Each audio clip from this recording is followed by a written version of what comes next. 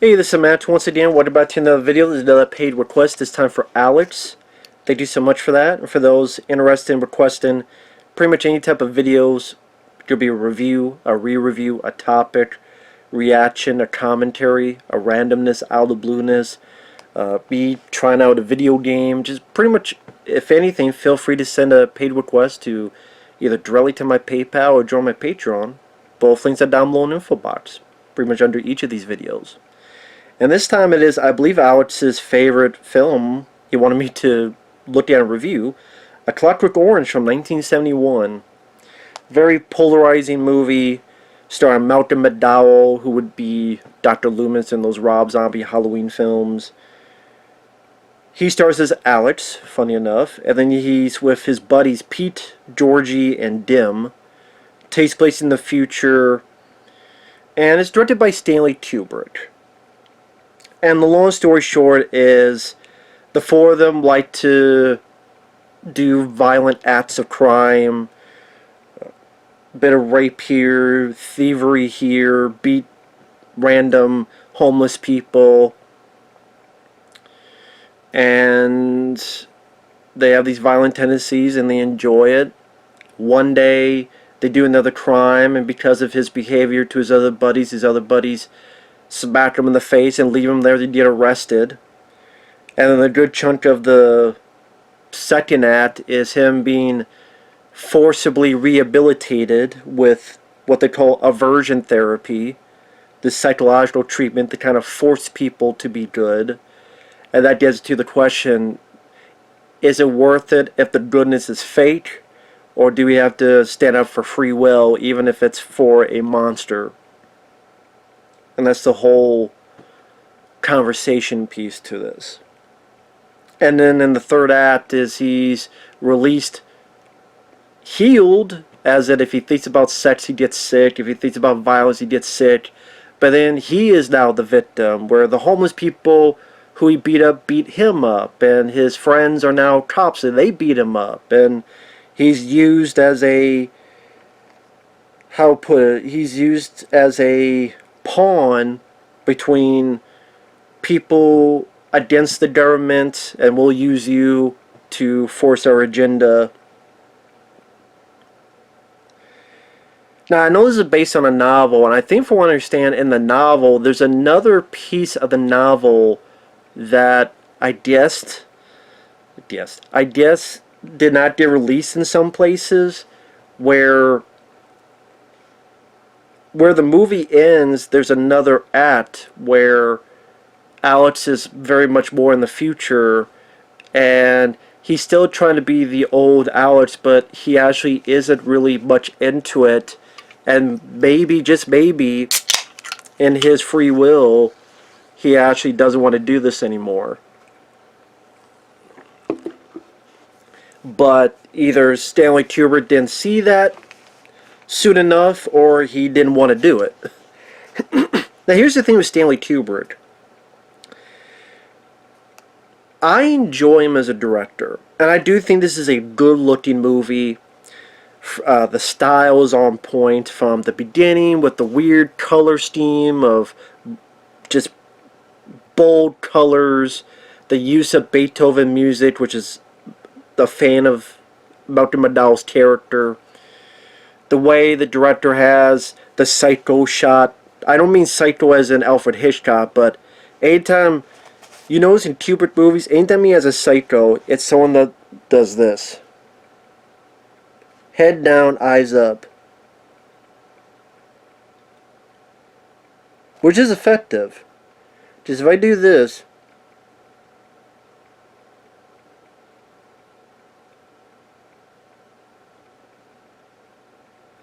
I mean, Jack Nicholson in The Shining, Leonard, aka Vincent D'Onofrio in Full Metal Jacket, works very well.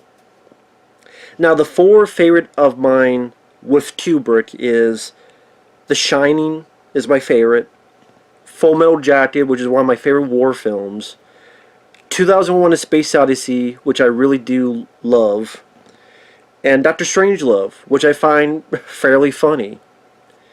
Those films I really enjoy, and to be honest, those are the only Kubrick films I enjoy. I've seen bits and pieces. Eyes Wide Shut. It's not for me. What was that?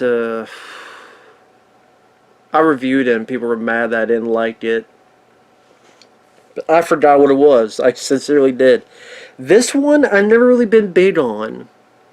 Now it's not a rant because I enjoy the direction, I enjoy the music. I do think Malcolm McDowell does a great job with what kind of role he's playing, because he's supposed to be playing. He's an evil guy, but he does have a charm with the way he says his dialogue, and he does do a good job performance-wise.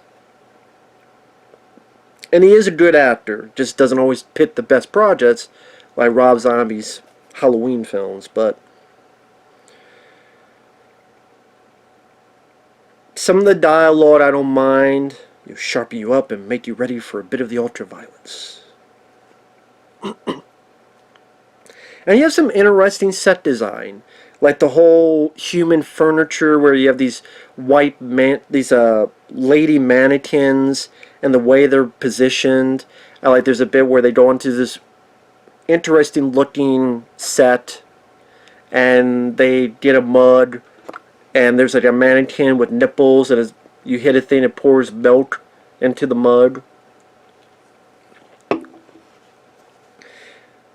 Like I said, very interesting set design. Maybe because I never really got into the story.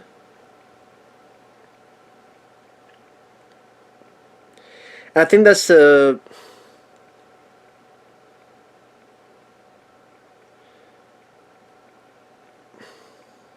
Well, I guess I gotta admit it. Again, Malcolm McDowell has a joyful and his evil persona. The direction, the set design. I get what they're going for, where if you have fake goodness, that means you're not capable of moral choice, and if you can manipulate someone in that fashion, that's not really the right thing to do. It's one of those things, though, that in this instance with the person they chose, it kind of makes the case to be on the government side. I know people disagree with that, but I'm saying if this was a person that had a minor infraction, I can understand making that basis of, okay, they committed a robbery or they did a crime and they're supposed to be, we want to make them a good citizen, but then you realize the torture they're going through. It's like, wait, this person's being tortured, he's not that bad of a guy. Where does the line end? Where, and I think, and people don't get mad at me for saying this, that type of vigilante, I mean, in a way that's what it is. It's like the government being a vigilante, and not of death but of control of an individual's free will, but it's still a bit of vigilantism. Magnum Force with Dirty Harry I thought did that much better. What the fuck you talking about? It's a Dirty Harry movie. So what? Number one, it's my favorite Dirty Harry film. Number two, it's a good movie. Number three, you had cops that took things too far. And even some people are like, well, these are scumbags, they deserve it. But that's a bit too far. And as Harry, Clint Eastwood's character says, what's next? What are you heroes going to do next week? Kill a dozen more? Yeah, well, where does it end? And what about this other guy, this cop that you killed? What did he do that was so awful? And then the cops say that Dirty Harry's for them. He's like, I think you fellas have misjudged me. A man's got to know his limitations. I mean, that one line alone, a man's got to know his limitations. That whole thing about there's a line that you can't cross, as gray as it may be, was much more evident and much more entertaining in Magnum Force. And that's just an example. There's other movies. Here, because you have such a vile... Sorry, my foot itches. Because you have such a vile individual that's our lead, I'm like, good. Good, I hope the government changes his sorry ass. If you're that much of a proven person, good. I'm like, good, fine. I don't care if this guy suffers. I don't care if this guy goes to diversion therapy. I don't feel sorry for him. Good. They sit him down and put his eyes open. He's forced to watch footage. And he's forced to be sick, thinking about sex and violence. Good. If he's tortured, good. I mean, you have a character that in the beginning of the film raped people pleasantly. That fucking, you murdered someone with like a glass penis or whatever the hell the thing was. Beat homeless people up, and he had murdered people with, raped people with glee. Good. I hope the government averses his ass with as much therapy as they want. I'm glad that this old guy put Beethoven music to make him go crazy, try to jump out the window and try to kill himself. Good. I sound like Sam Jackson of Time to Kill. Yes, they deserve to die, and I hope they burn in hell. I don't know, maybe that makes me more of a right-wing guy. I mean, I never really thought of it that way, but...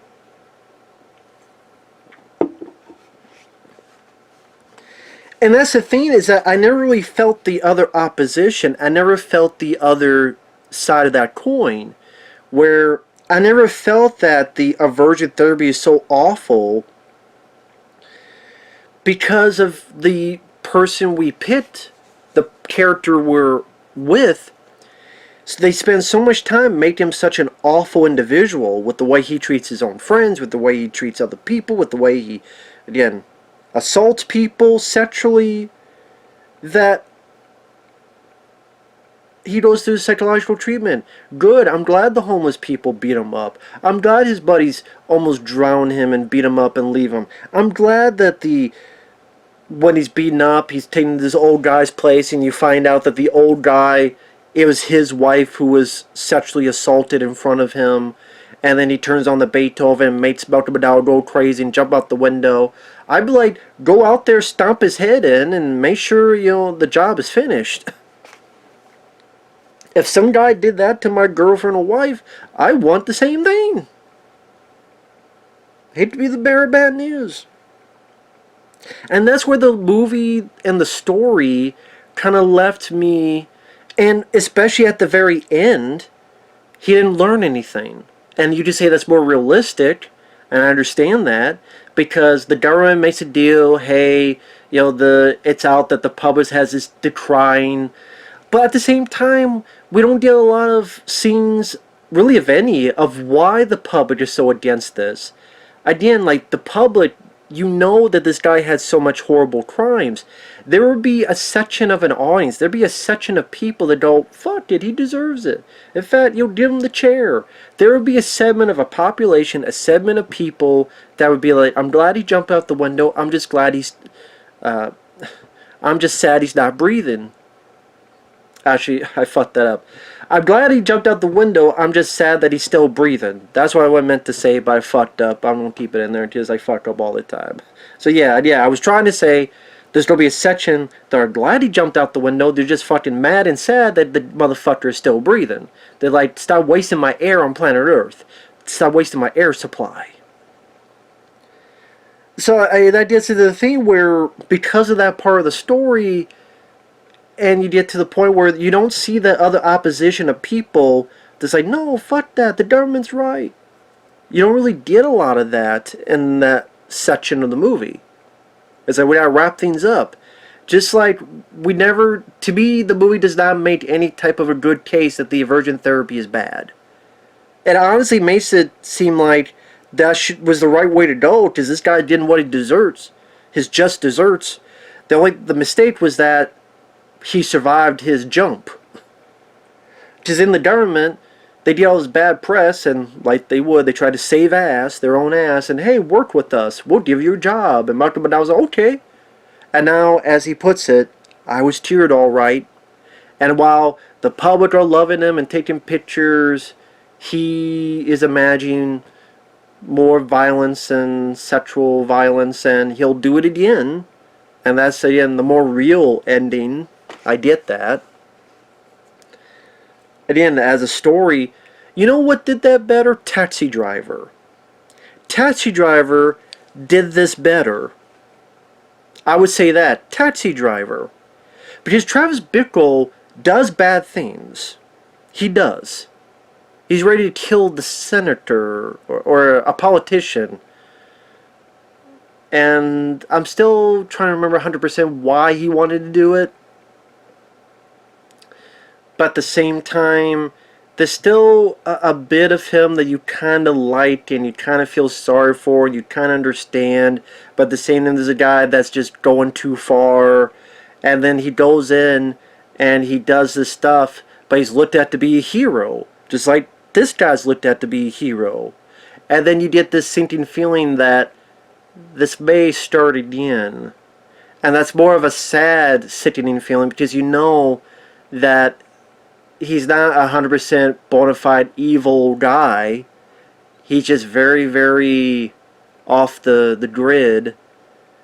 And as he's driving his taxi again, there's almost that hope, a lost hope, that don't do it again, man. Don't let the circle repeat again. But sooner or later it might. See, that gives me more food for thought and more of a emotional feel at the end compared to this. Where it's just, okay, the evil guy got away with it. And now he's going to get a job for life. And he's going to get the press and the praise and the pass. And who knows what else is going to happen. And even his parents quickly forgave him because they're in the hospital caring for him, or at least saying nice things to him. And the guy really made it out just fine. And I didn't say that's realistic, but it's just not as satisfying story for me personally. And I can only talk about my own personal feelings on it. That's what reviews are. Despite what people want to tell you, no matter how they want to word it, any critic or anybody watching the film, their own personal views. That's why every film has a fan and a non-fan. Take the most popular films, you'll find a lot of people who don't like the movie, and vice versa. Don't believe it? Go on IMDb. There's 1-star reviews for Star Wars, Raiders of the Lost Ark, Aliens, any movies. I was going to put the poster, but the poster's over there. And you think of the worst films, they're 10 stars. Again, on IMDb, that's an interesting thing for people to do. So again, while I appreciate the direction and the artistic choices, the story just leaves me either bummed, which is its purpose, but lacking in certain ideals that I think, like I said, it makes me be on the government side, honestly, on this. It really does. Oh, one quick note, it was interesting that one of the cops that interrogate Dr. McDowell is actually Steven Berkoff, the bad guy in Rambo First Blood Part 2, and he was also the bad guy in Beverly Hills Cop, Victor Maitland.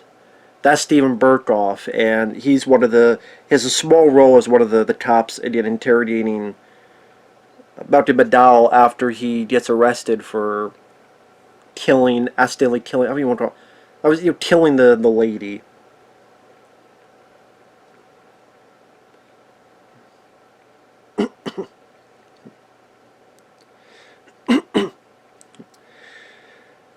But yeah, I mean, I know that the film influenced a lot of people, whether it be David Lynch, but I'm not really a fan of David Lynch, so that doesn't matter. I mean, the David Lynch film I like is Dune, so I'm not really a David Lynch guy.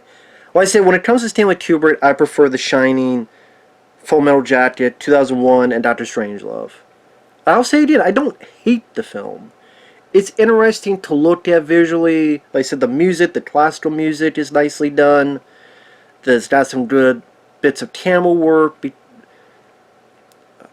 camera zooms like Kubrick likes to do, color palettes, set design, but the story, like I said before, I just be repeating myself, just not really into the story of the film. What can I say?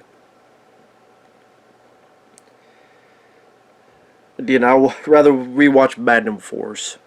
You can call me dumb all you want for that, but that's just my honest opinion. So with that said, thanks for watching. Take care. We'll see you guys later. Bye-bye.